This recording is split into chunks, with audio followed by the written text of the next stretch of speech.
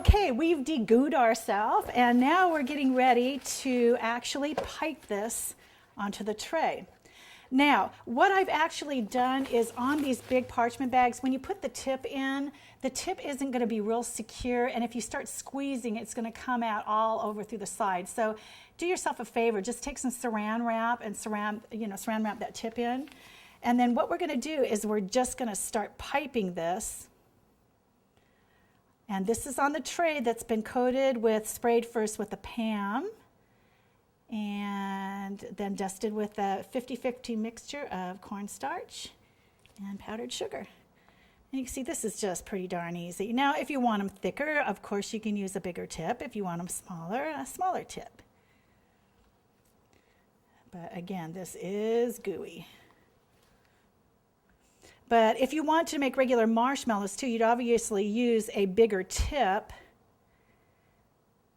and let them mound up a little bit. You can, I've done that, or you can do the mini marshmallows as well. Now, another great idea that I worked with on this is you can also just spread this out instead of piping it onto this cookie sheet. Spread it out and then let it harden, and what you can do is use cookie cutters to cut out any shape you want with this. Now, I've used Christmas cutters, and what I've done is, and I'll show you just in a minute here, we've dipped them in some granulated sugar, and you can actually buy some ginger jars and clear jars and stack those different shapes into the jar, and that makes a really pretty gift too.